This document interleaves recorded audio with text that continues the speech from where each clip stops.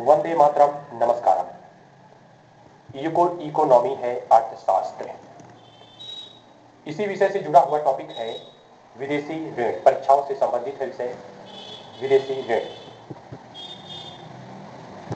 ध्यान दीजिए, विदेशी ऋण इस प्रकार से, विदेशी ऋण किसी राष्ट्र द्वारा दूसरे राष्ट्र या संगठन से ली गई उधारी जो उसे ब्याज सहित या ब्याज रहित लौटानी होती है, विदेशी ऋण कहलाती है। पॉइंट, यह अल्पावधि एवं दीर्घावधि यानी थोड़े समय और ज्यादा समय के लिए अल्पावधि एवं दीर्घावधि ऋणों का संयोजन होता है। ये ऋण जिस मुद्रा में प्राप्त किए जाते हैं ब्याज सहित उसे मुद्रा में चुकाए जाते हैं। तो टॉपिक चल रहा है विदेशी ऋण। अब यहां पर हेडिंग है, इसके अंतर्गत पॉइंट अल्पावधि ऋण तथा दीर्घावधि ऋण।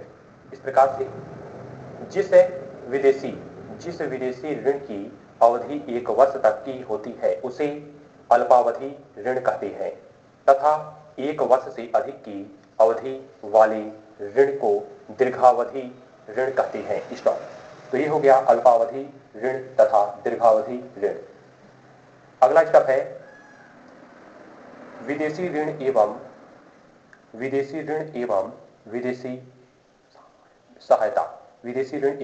सहायता। पॉइंट, जब कम ब्याज दर एवं आसान शर्तों पर ऋण मिलता है तो उसे विदेशी सहायता कहते हैं और जब कठिन शर्तों पर उच्च ब्याज दर पर ऋण मिलता है तो उसे विदेशी ऋण या विदेशी वाणिज्य ऋण कहते हैं। स्टॉप। तो ये हो गया विदेशी ऋण एवं विदेशी सहायता।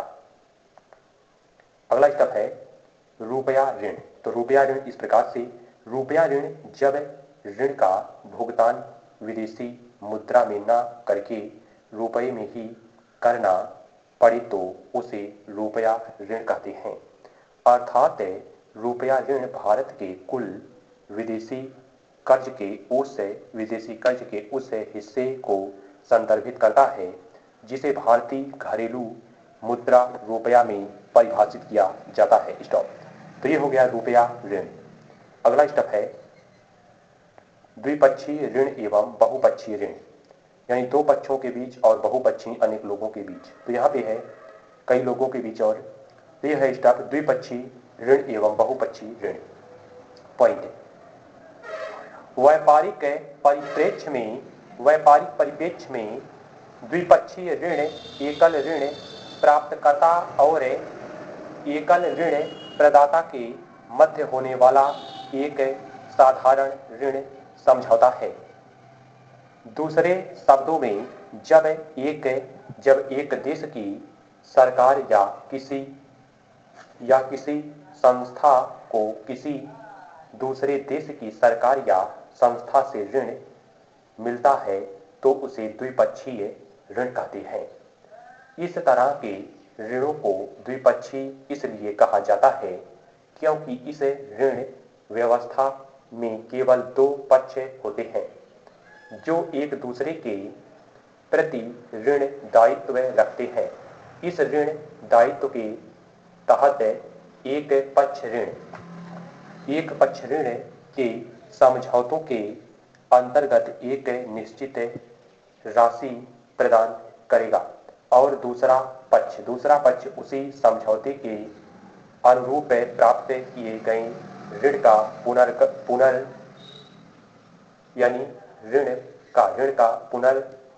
पुनर्भुगतान करेगा। पॉइंट, जब किसी देश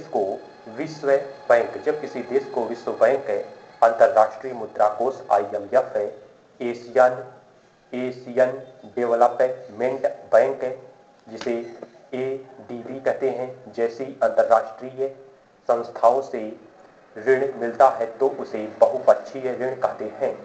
अर्थात बहुपक्षीय ऋण समझौते में ऋण प्रदाता के रूप में एक से अधिक पक्ष शामिल होते हैं। स्टॉप। यह स्टॉप हो गया यहाँ पर द्विपक्षीय ऋण एवं बहुपक्षीय ऋण। अगला स्टॉप आता है ऋण जाल। ऋण जाल, तो यहाँ पे ऋण जाल है पॉइंट। ऋण जाल एक ऐसी स्थिति है जिसमें एक उधार प्राप्तकर्ता उधार प्राप्त की गई राशि को वापस लौटाने में समर्थ नहीं होता। यह स्थिति ऊंची ब्याज दर और अल्प समयावधि के कारण होती है, जिस कारण उधार प्राप्तकर्ता को पुनः ऋण लेना पड़ता है। जब कोई देश अपने विदेशी ऋणों का भुगतान नहीं कर पाता, अर्थात अपने विदेशी ऋण की किस्त एवं ब्याज का समय समय पर भुगतान नहीं कर पाता, अथवा इनके भुगतान के लिए पुनः ऋण लेता है, तो इस स्थिति को ऋण जाल कहते हैं। वर्ष 1991 यानी 1991 में भारत ऋण जाल में फंसा था। यानी वर्ष 1991 में भारत ऋण जाल में फंसा था। परंतु वर्तमान में भारत ऋण जाल से बाहर है।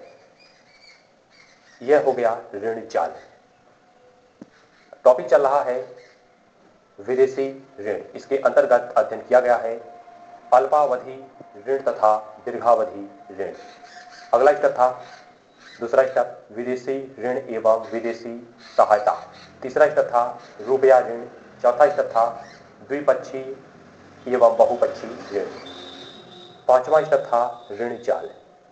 आज का विषय अर्थशास्त्र से संबंधित टॉपिक रहा। ये हो गया विदेशी ऋण के अंतर्गत जानकारी को समझा गया। जानकारी से संबंधित वीडियो देखने के लिए सब्सक्राइब कीजिए, लाइक कीजिए अपना अखंड भारत चैनल। मिलेंगे अगले वीडियो में। नमस्कारम। जय हिंद, जय भारत।